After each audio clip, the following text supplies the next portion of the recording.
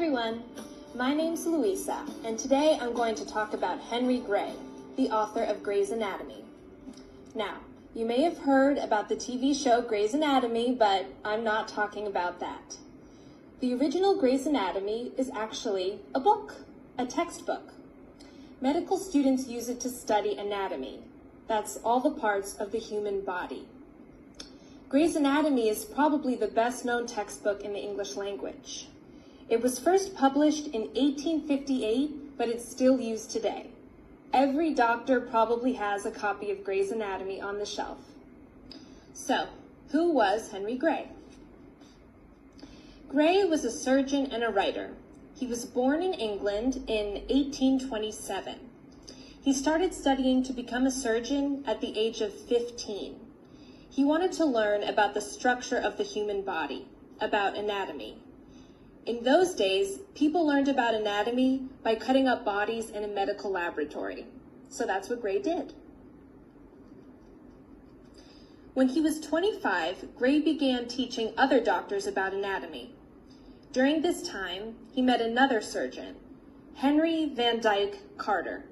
Carter was also an excellent artist. Gray felt that medical students needed a textbook that clearly showed human anatomy. So, he asked his friend Carter to help him write and illustrate that book. The two men started in 1855. Gray wrote clear, simple text. Carter created beautiful, detailed illustrations. The pictures were large and clearly labeled. At that time, other textbooks were not so easy to understand. Finally, in 1858, the book was published. It was very successful. Medical students loved the clear descriptions and the drawings. The publishers wanted to give Carter and Gray equal credit for the book, but Gray said no. Only his name was to be on the cover of the book. Carter's name was listed on the inside. Gray also received most of the money from the sales of the book. Some people feel that this wasn't really fair to Carter. Since then, Gray's Anatomy has gone through more than 40 editions. In 1887, color was added, and over time, the book has been revised with new text and new illustrations. In fact, none of Gray's original text or Carter's original illustrations are in the book as it exists today, but it's still the most popular medical textbook around. The current book has 1,600 pages and 2,260 illustrations. Nowadays, we get most of the information we need on the internet. But before the internet, this book was the only place students and doctors could go for so much information. So that's the story of Gray's Anatomy. Do you have any questions?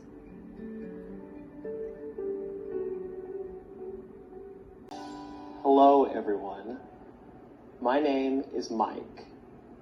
We've been talking about nutrition this semester, and my topic today is eating habits. I want to focus on changes in eating habits specifically for international students. So, here's a question for all of you. How many of you feel that your eating habits have changed since you've been away from home? Raise your hands, please. Yes. That's most of you. Well, I interviewed several students from different countries for this presentation. Everyone stated that their eating habits have changed since they left home.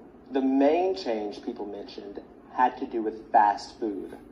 Several students said that they eat more fast food here because it's quick and easy. Plus, it's cheap. However, they know that it is not the healthiest choice. The second point discussed was about fruits and vegetables. Almost all the students I talked to said they eat fewer fruits and vegetables since they've been at school. Their diets at home included more fruits and vegetables.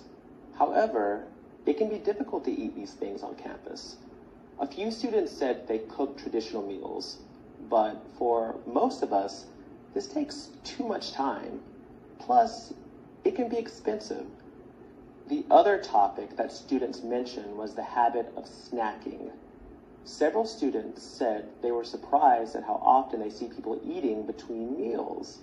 Plus, they noticed people eating while walking around campus. Even during lectures, this is different for many of us.